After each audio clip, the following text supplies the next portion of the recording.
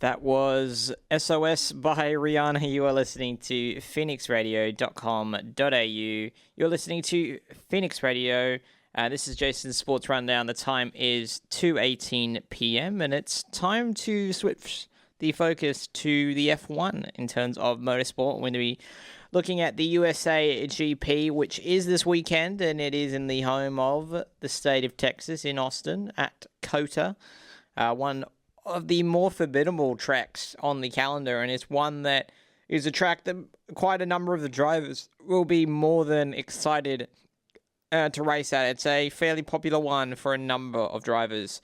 So we'll take a look at the weekend schedule ahead in the Australian Eastern Standard Time. So for those not in Brisbane and in Queensland with our time zone, it will be slightly different an hour either way. So just keeping that one in mind.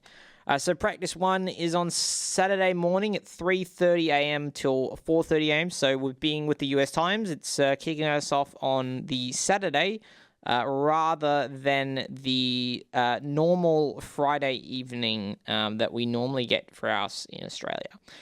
So it is a sprint weekend as well. So for those unfamiliar with the sprint weekend format, we have practice number one, and then we have sprint qualifying, which is a separate qualifying to see who's going to start where for the sprint race, which is the next day. So the sprint race and sprint qualifying take over what would be qualifying 2 and qualifying 3. So that meaning that practice 1 is that much more important, meaning that teams really have to conduct everything in that first practice session, and a lot falls on the drivers. So that's, again, where we don't see any rookie sessions take up during sprint weekends, because it's just not feasible to have anyone sit out for this practice session, so they'll be all in the cars for that one.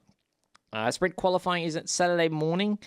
It's at 7:30 a.m. and it'll be going until 8:14 a.m. So if you're up early on your Saturday, you can get some sprint qualifying action. The sprint race is on Sunday. It's at 3 a.m. start time, and it'll be going for half an hour until 3:30 a.m. in the morning. And if you're somehow still up and raring to go, qualifying will be getting underway at 7 a.m. on Sunday morning, and it'll be going until 8 a.m. on Sunday morning. Then we take ahead to the race, which will be getting underway Monday for us here in Australia, and it will be a 5 a.m.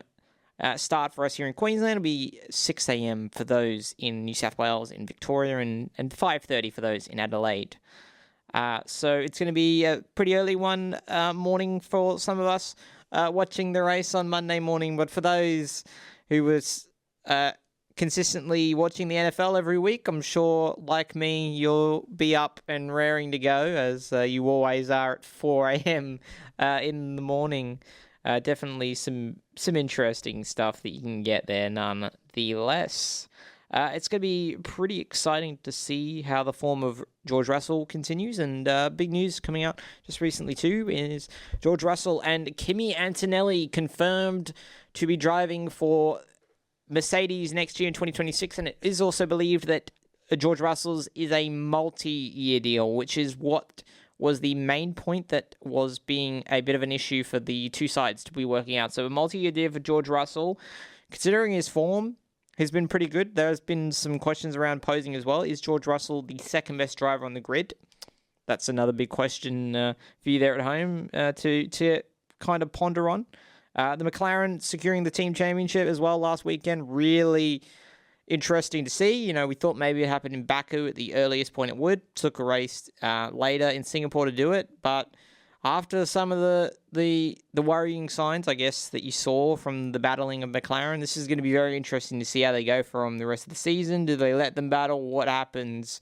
Because ultimately, they've already won the team championship. You know, the team has done everything they can. It's now really on the Drivers' Championship, and no doubt that is going to go all the way down to Abu Dhabi. I cannot see really many ways that it isn't decided, that it would be decided earlier. Just even now, it would take a very dominant display from Oscar Piastri to win 2 or 3 races in a row in the next few weeks to be able to secure it early.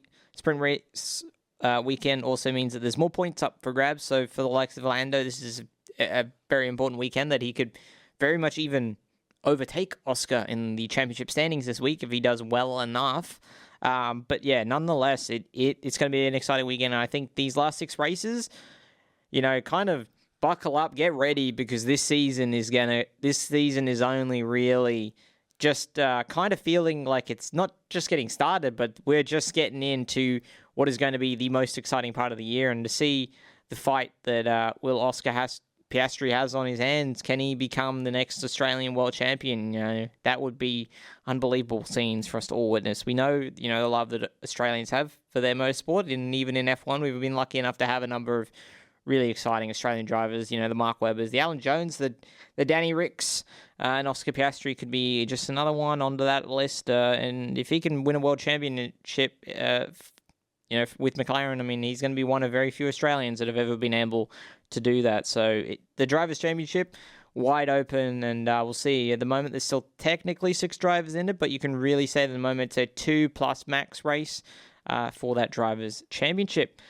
Coming up soon, we're going to get our love for music in, and we're going to be taking a look at the ARIA charts. We're going to be taking a look at the top 5 singles and albums currently, and with the recent released album, I'm sure you can maybe guess a little bit to what we might be seeing in those charts.